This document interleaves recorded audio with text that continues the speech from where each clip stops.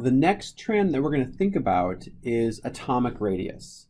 So as the name suggests, this is how big an atom is. So if we think about a hydrogen atom, our goal here is to predict how big it is, right? So if we think about it as a sphere, our goal is to predict how big the sphere for hydrogen is compared to the sphere that we might observe for helium. Which of these two atoms will be larger?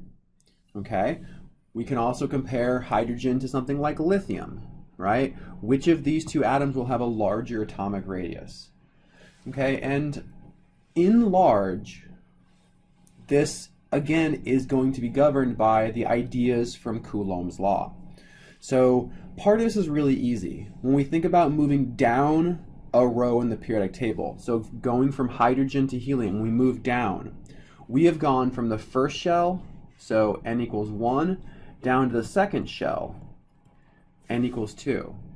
And inherently, we know when we go from the first shell, which is really small, to the second shell, which is bigger and has a larger capacity, atoms must get bigger because they have grown in shell number, therefore they've grown in size. So as you move down the periodic table, we get larger.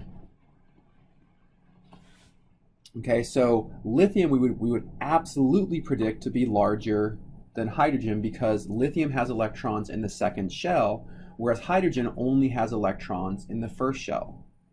If we were to move one more row down to sodium, right? Sodium now is in the third shell, so n equals 3 here. So sodium has electrons in the third shell, which will be larger than lithium or hydrogen.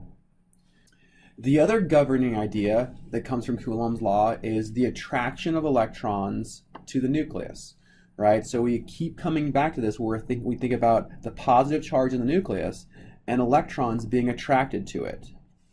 So if we are dealing with elements in the same shell, so elements in the same row of the periodic table, we can't really think about the size of the element based on the shell number because they're in the same shell. But instead, what we can do is think about how attracted the outermost electrons are to the nucleus. The more positive charge we have in a nucleus, the more we can expect electrons to be attracted. And if they're attracted more, they'll get pulled in even closer.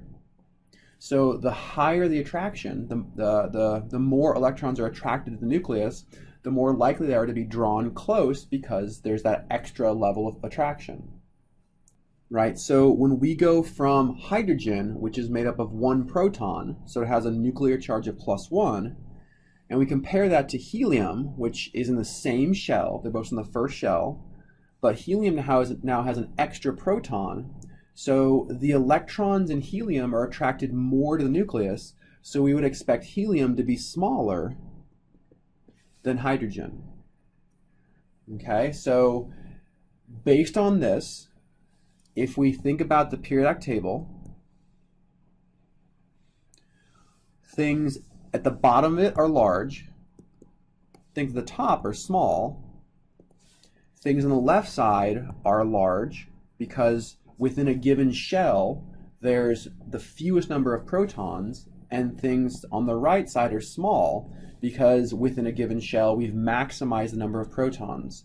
So this bottom left corner is made up of really large elements, and the top right corner is made up of really small elements.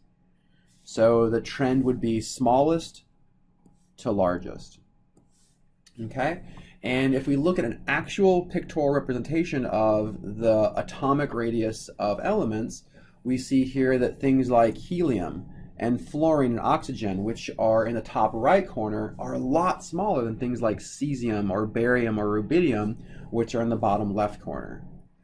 We see that the size increases as we move down because we're going into larger shells, and it decreases as we move across because we're gaining protons to attract electrons and pull them in even more.